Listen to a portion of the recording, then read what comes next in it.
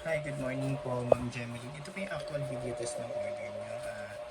Galaxy GeForce GTX 1066 GB. May 6-pin power connector required po siya. Ma'am, panote lang po. Power supply niyo dapat 550 watts minimum. Rated at branded po. Okay na po yung 550 watts. Gamit ko 650 watts pero 550 watts okay lang po. Huwag lang po yung generic na power supply 700 watts. Bawal po yung gamitin kasi po baka masira agad yung video card nyo. So ingat lang po kung kayong gagamit ng generic na power supply yung 700 watts. Okay? Yung true rated lang po kahit 550 watts. Rated at branded lang po. Okay? Yan lang po yung lagi namin paalala sa mga customer namin. Okay? Huwag po yung gagamit ng generic. Brand new or use po yung video card nyo, PC nyo. Lagi pong rated at branded na power supply yung gamitin. Okay? Per mic test, yan, time running 4 minutes 41 seconds. Ito yung buong screen, walang kahit anong issue, walang random restart or random shutdown, walang hang increase, wala din pong BSOD Alcardis display na lumalabas. Napaka smooth and stable lang po, guarantee po yan namin, Ma'am Jemeline. Time check po ulit para umiyak si Carlos.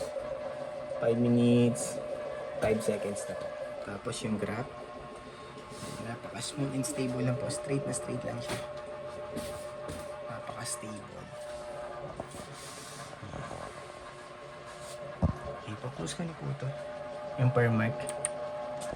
Yung per mic, yung settings na natin sa kanya.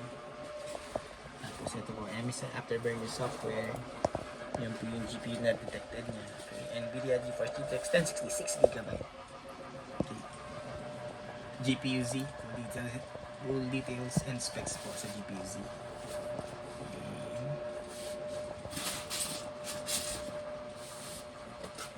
Set Sawyer. Ito naman po yung may lilit hanggang baba. Okay.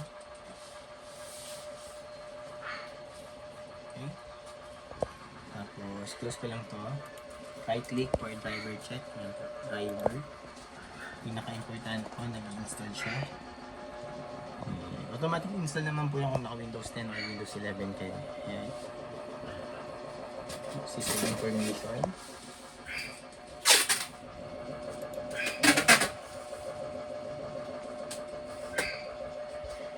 Tapos isang buwan pa tayong walang sales, no? Itong taon na to, no? Tapos, ano pa? Sorry, skis lang ba? Tapos, ano ba yun? Ay, Google Chrome. Open po ang Google Chrome for time and date checking. Date time. Kailan po namin nire-record itong video test.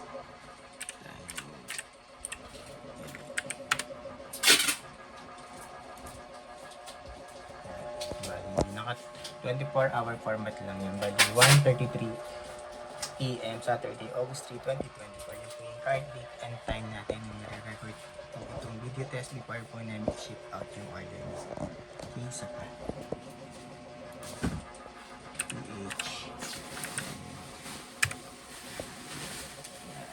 Yan, meron na rin siyang time lang. So, yan po. Same lang yun. 1:34 na. 1:34 PM Saturday, August 3, 2024.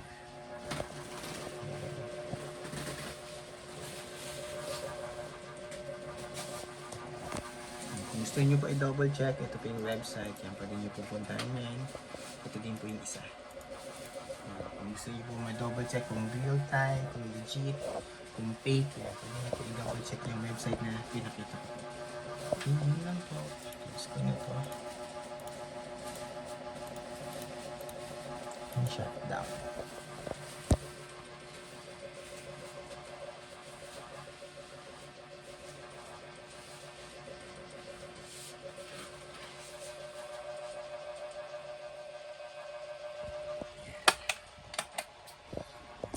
Fine. Po yan. Walang sira. Okay. May 6-pin power connector lang. Tayin ko lang. Ma'am, yung power supply rated at branded lang po. Minimum 550 watts pataas. Okay na po yun. Basta wag ng generic na 700 watts para po hindi masira yung video card nyo at tumagal din. Okay? Brand new or use po yan. Hindi Kailangan po rated at branded lang ang gamitin niyo ng power supply. Okay.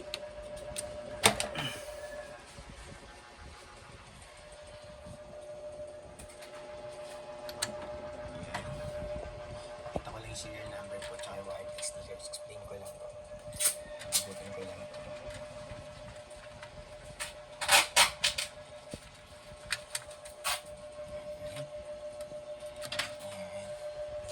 So ito po yung serial number niya.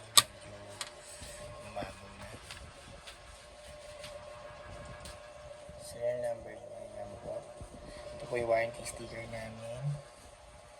Bawal po alisin or buksan yung video card. Pag may issue po, hindi gumagana, kailangan nyo ng tulong, message nyo lang po kami sa Shopee. Help namin kayo. Pero pag hindi po talaga gumana sa PC nyo, papalitan po namin yung unit. Basta intact po yan, warranty sticker namin. Kaya hindi po binuksan yung video card. Pag inopen po, inalis yung warranty sticker, born po yung warranty, hindi po kami mag-accept ng warranty claims. Okay po. Lahat naman po ng store ganun. So, ito po yung